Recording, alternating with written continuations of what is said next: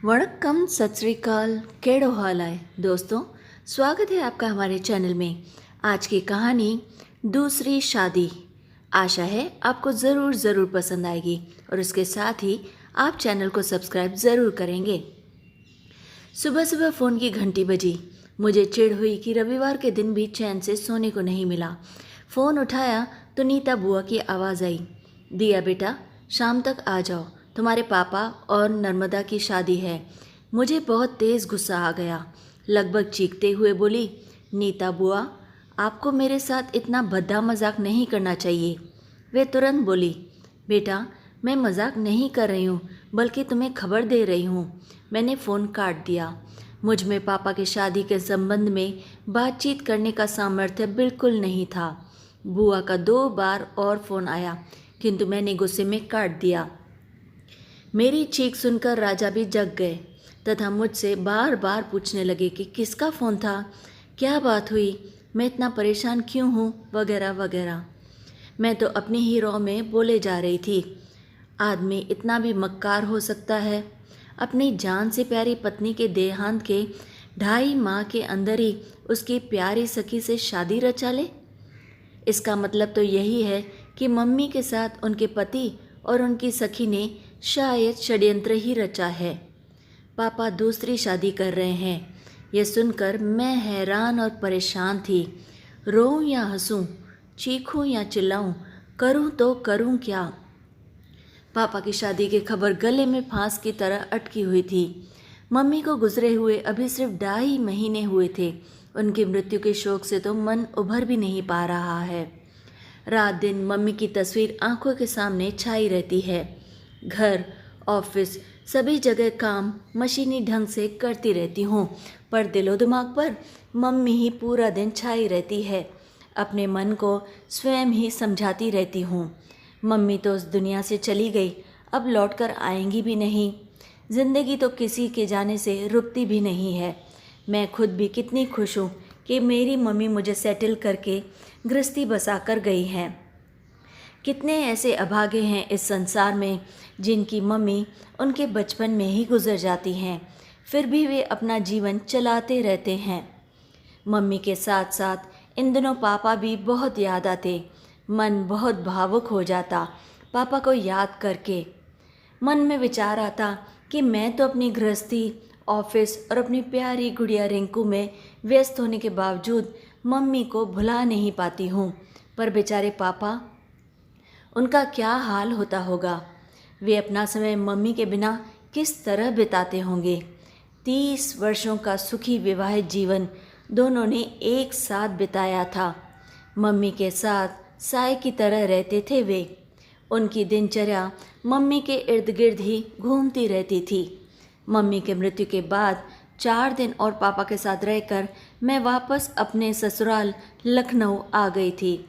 मैंने पापा को अपने साथ लखनऊ लाने की बहुत ज़िद की। पापा को अकेला छोड़ना मुझे नागवार लग रहा था। पापा 2 साल पहले रिटायर हो चुके थे। मेरा सोचना था कि मम्मी के बिना वे अकेले यहाँ करेंगे क्या। पापा मेरे साथ आने के लिए एकदम तैयार नहीं हुए। उनका तर्क था, यह घर मैंने और हेमा ने बड़े ही प्यार से बनवाया है और सजाया संवारा है। इस घर के हर कोने में मुझे हेमा ही नज़र आती है। उसकी यादों के सहारे मैं बाकी की ज़िंदगी यहीं पर गुजार लूँगा।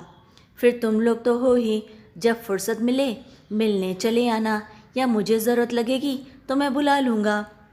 4-5 घंटे का ही तो रास्ता है। मैंने उनसे कहा, ठीक है पापा, किंतु मेरी तसल्ली के लिए कुछ दिनों के लिए तो चलिए हमारे साथ। पापा तैयार ही नहीं हुए। मैं फिर सब परिवार वापस लखनऊ लौट आई। अपनी गृहस्थी में रमने की लाख कोशिशों के बावजूद पूरे समय मम्मी पापा पर ध्यान लगा रहता था। पापा से रोज़ फ़ोन से बात कर लेती। पापा ठीक से हैं ये जानकर मन को कुछ तसल्ली होती। आज अचानक नीता बुआ से पापा की शादी की खबर मिलना मेरे जीवन में किसी तूफान से कम न था। मेरी दशा पागलों जैसी हो रही थी। मन में बार बार यही ख्याल आता कि बुआ ने कहीं मजाक तो नहीं किया है, यह खबर सही ना हो तो। विद्या आंटी और मम्मी कॉलेज के दिनों से ही अच्छी सहेलियां थीं और शादी के बाद भी दोनों अच्छी सहेलियां बनी रहीं। विद्या आंटी आगरा में रहती थी। उनके पति बेहद स्मार्ट और हैंडसम थे। वह अच्छे ओहदे पर भी कार्यरत थे, लेकिन शादी के 2 साल बाद ही एक एक्सीडेंट में उनका देहांत हो गया। विद्या आंटी को उनके पति के ऑफिस में काम पर रख लिया गया, लेकिन उनके ससुराल वालों ने उन्हें अभागी मानकर उनसे हमेशा हमेशा के लिए संबंध तोड़ लिया। उनकी सास बहुत ज़्यादा कड़े स्वभाव की थी। उन्होंने साफ साफ कह दिया कि बेटे से ही बहू है, और जब बेटा ही नहीं रहा तो बहू कैसी। विद्या आंटी एकदम अकेली हो गई थी, लेकिन मम्मी ने उन्हें कभी भी टूटने नहीं दिया। मम्मी और विद्या आंटी में बहुत प्रेम था। मम्मी उन्हें प्रेम से निम्मो कहती थी तथा आंटी मम्मी को हेमू कहकर पुकारती थी। मम्मी अब हर मौके पर विद्या आंटी को अपने घर बुला लेती थी। मम्मी अक्सर आंटी से कहती, निम्मो फिर से शादी कर ले, अकेले ज़िंदगी पहाड़ जैसी लगेगी, मन की कहने सुनने को कोई तो होना चाहिए। विद्या आंटी हमेशा ना कर देती और कहती, हेमू यदि मेरे जीवन में उनका साथ होना होता तो उनका देहांत भला क्यों होता। यदि मेरे जीवन में अकेलापन सूनापन है तो वही सही। मम्मी फिर भी कहती, निम्मो भविष्य की तो सोच, हर दिन एक से नहीं होते, कोई तो सहारा होना चाहिए ना।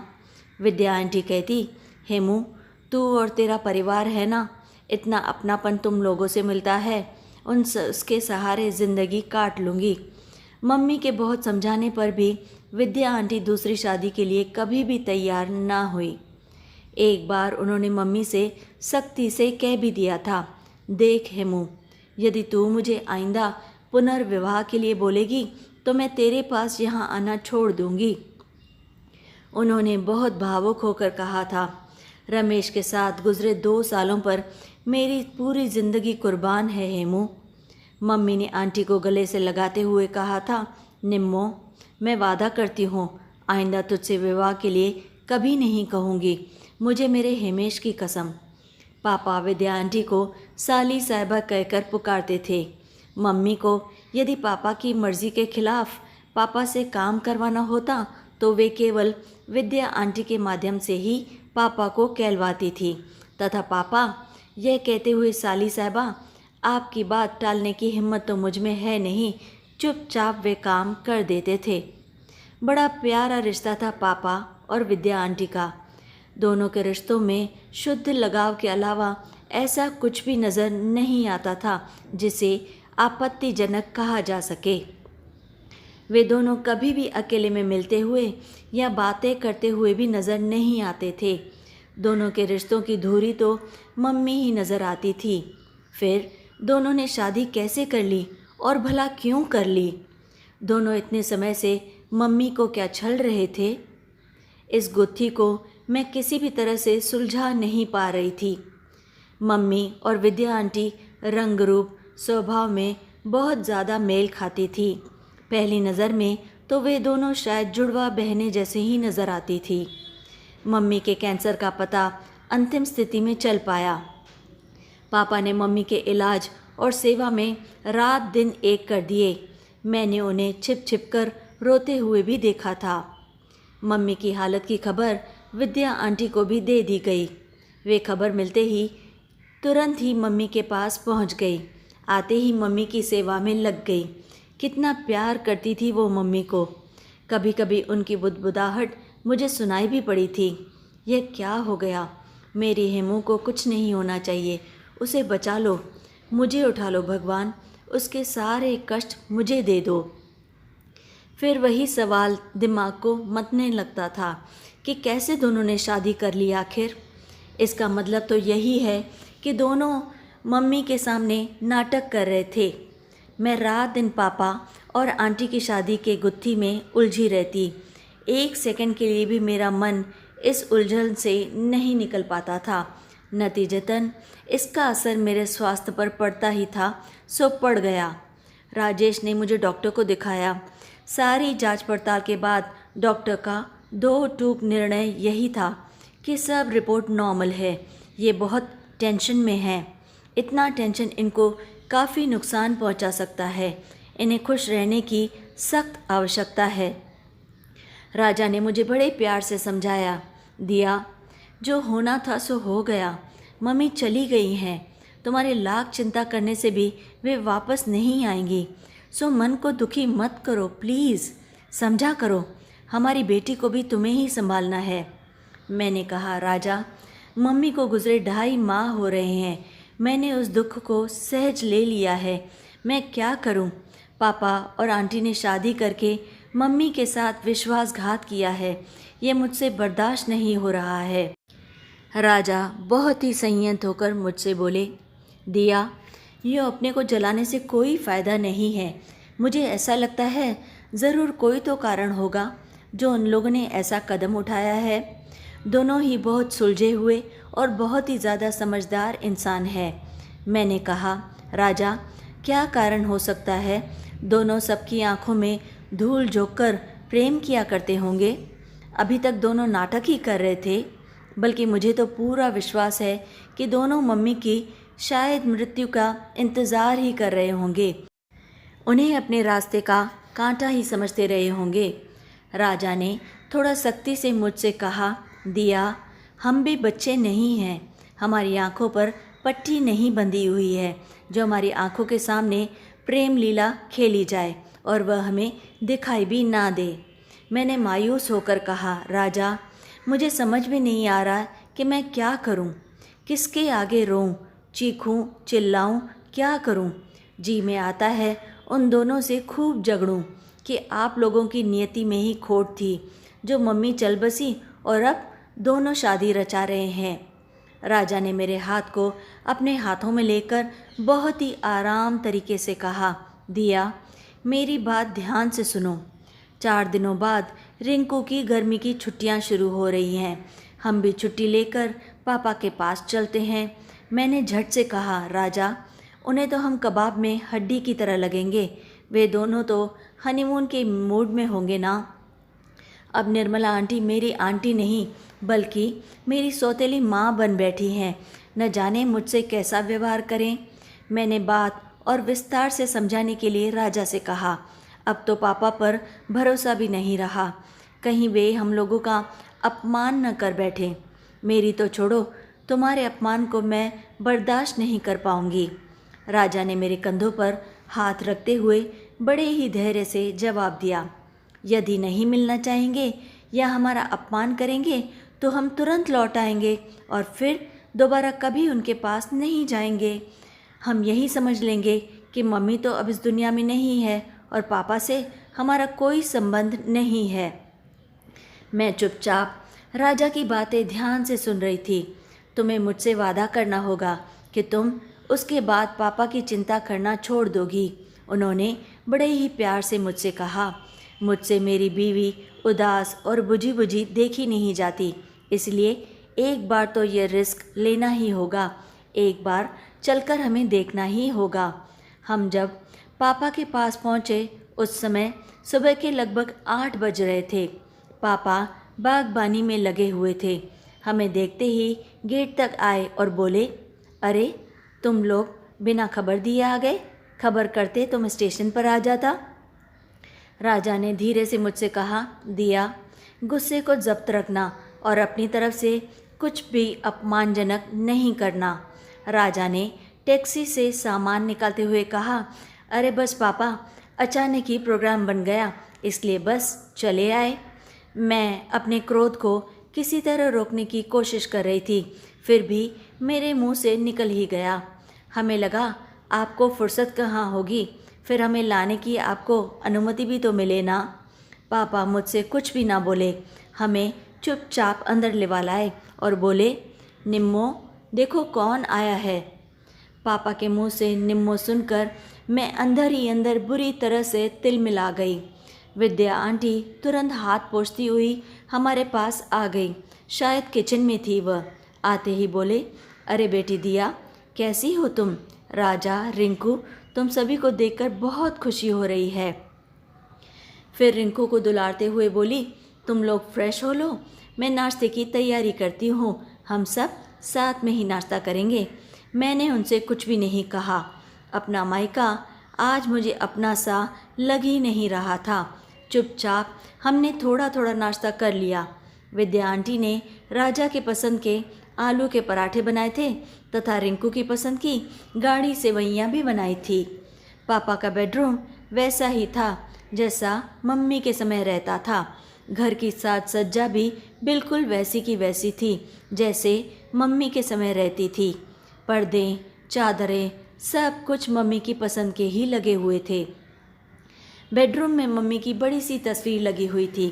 उस पर सुंदर सी माला भी पड़ी हुई थी। मुझे मायके आए हुए 2 दिन हो चुके थे। विद्या आंटी से मैंने कोई बात नहीं की थी। पापा से भी कुछ खास बात नहीं हुई थी। शाम को पापा रिंकू को लेकर घूमने निकल गए थे। मैं और राजा टेरेस पर गुमसुम बैठे हुए थे। तभी निर्मला आंटी आई और मेरे हाथ में एक कागज़ थमाते हुए बोली, बेटी दिया, इसे पढ़ लो, मैं खाना बनाने जा रही हूँ। क्या खाना पसंद करोगी तुम? बता देती तो अच्छा रहता। मैंने बेरुखी से कहा, जो आपकी इच्छा, हम लोग को खास भूख नहीं है, और वे चुपचाप नीचे चली गई। तब मैंने कटाक्ष करते हुए राजा से कहा, खाना हमारी पसंद से बनेगा और शादी के समय कहाँ गई थी हमारी पसंद? हाँ, बात बनाना भी कोई इनसे सीखे। कितनी बेशर्म है, इस तरह नाटक जारी है। कहते हुए अब बेमन से कागज़ खोला। ये तो मम्मी का पत्र था। प्यारी प्यारी निम्मो, आज मैं तुझसे अपनी हिमेश की कसम तोड़ने की इजाज़त लेते हुए पुनर्विवाह की बात कर रही हूँ। आशा करती हूँ मेरी अंतिम इच्छा पूरी करने से ना नहीं करेगी। मेरी तो विदाई की वेला आ गई है। तुझसे, हिमेश से, बेटी दिया से, राजा, रिंकू, सभी से इच्छा ना होते हुए भी विदा तो मुझे होना ही पड़ेगा। एक दिन मैंने हिमेश और डॉक्टर की बातें चोरी चोरी सुन ली थी। मुझे अपनी बीमारी का हाल मिल गया था। मैं अच्छी तरह समझ चुकी थी कि मैं केवल चंद दिनों की मेहमान हूँ। मैंने सबसे नज़र बचाकर यह पत्र लिखा है क्योंकि अपनी अंतिम इच्छा बताना बहुत ज़रूरी था। मन की बात तुम लोगों को बताए बिना भी तो मेरी आत्मा को शांति नहीं मिल सकेगी। मेरे बाद हेमेश एकदम अकेला हो जाएंगे। तू भी अब रिटायर होने वाली है। मेरे हेमेश को अपना लेना प्लीज़। दोनों एक दूसरे का सहारा बन जाना। हेमेश को तो जानती ही है ना, अपनी सेहत के प्रति कितने लापरवाह रहते हैं। तू रहेगी तो उन्हें वक्त पर हर चीज़ मिल जाएगी। प्यारी निम्मो, हेमेश की साली साहिबा से बीवी साहिबा बन जाओ प्लीज़। दिया बेटी मेरे जाने से बहुत दुखी होगी। फिर धीरे धीरे दिया, राजा अपनी अपनी गृहस्थी में मन लगा लेंगे। उनकी आंटी से उनकी मम्मी बन जाना। मेरी बेटी का मायका पूर्ववत बना रहेगा। थक गई हूँ, अब लिखा नहीं जा रहा है। बोल देती हूँ, तुम दोनों की शादी ही तुम दोनों की तरफ से मेरे लिए सच्ची श्रद्धांजलि होगी। तेरी हेमू। पत्र पढ़कर मेरी आंखों से आंसू गिरने लगे। राजा ने भी मेरे साथ ही पत्र पढ़ लिया था। उन्होंने मेरा हाथ अपने हाथ में ले लिया और बोले, चलो सारी गलतफहमियाँ दूर हो गई। चलकर देखें मम्मी क्या कर रही हैं। हम लोग किचन में गए। देखा विद्या आंटी खाना बनाने में व्यस्त थी। पापा भी किचन में ही थे। वे सलाद काट रहे थे। मैं विद्या आंटी के पास गई तथा उनसे बोली, क्या बना रही हैं मम्मी? विद्या आंटी की आंखें डबडबा आईं। उन्होंने प्यार से मेरा हाथ अपने हाथों में ले लिया। फिर धीरे से कहा, हेमेश और मेरा शादी करने का एकदम मन नहीं था। हमने कभी एक दूसरे को इस नज़र से देखा तक नहीं था, लेकिन हेमू की अंतिम इच्छा पूरी करने के लिए हम दोनों को शादी करनी पड़ी। मंदिर में तुम्हारी बुआ फूफा की उपस्थिति में हमने एक दूसरे को माला पहनाई। हेमेश ने मेरी सोनी मांग में सिंदूर भर दिया और हो गई शादी। तुम्हारी नीता बुआ ने मिठाई खिलाकर हमारा मुंह मीठा करवाया। मैं चुपचाप उन्हें देखे जा रही थी। उन्होंने आगे कहा, तुम्हें बताने की हिम्मत मुझ में और हेमेश में बिल्कुल नहीं थी। तुम्हें बताने की जिम्मेदारी नीता ने ली। उसने तुम्हें सारी बात बताने की कोशिश की, लेकिन तुमने उसके फ़ोन काट दिए, बात नहीं सुनी उसकी। वैसे बेटा, तुमने भी वही किया जो एक बेटी अपने मम्मी को खोने के बाद इस तरह की खबर सुनकर करेगी। हमें तुमसे मैंने बीच में ही विद्या आंटी की बात काटते हुए कहा, आप लोगों से माफ़ी मांगने लायक तो नहीं हूँ मैं, लेकिन फिर भी हो सके तो मुझे माफ़ कर दीजिए। सॉरी मम्मी, सॉरी पापा। मम्मी पापा दोनों ने आगे बढ़कर मुझे गले से लगा लिया। मैंने देखा राजा रिंकू को गोद में लिए हुए पूरी तरह से संतुष्ट नज़र आ रहे थे। वे भी मुझसे नज़र मिलते ही मुस्कुरा दिए। इस दौरान एक विचार दिल और दिमाग को लगातार मथ रहा था कि दो उदास और तन्हा प्राणियों को एक कर जीने का मौका देना क्या हमारा कर्तव्य नहीं बनता है? इस विचार के आते ही मम्मी के प्रति श्रद्धा से सिर झुक गया। तो दोस्तों, कैसी लगी आपको आज की कहानी? अगर अच्छी लगे तो वायदे के मुताबिक आपको चैनल को सब्सक्राइब तो करना ही पड़ेगा। और हाँ, अगर अच्छी लगे तो कहानी को लाइक और शेयर ज़रूर करें और कमेंट्स में हमें अपनी राय भी ज़रूर बताएं कि आपको और कौन सी कहानियाँ सुननी है। और फिर रोज़ की तरह लाइक, शेयर एंड सब्सक्राइब।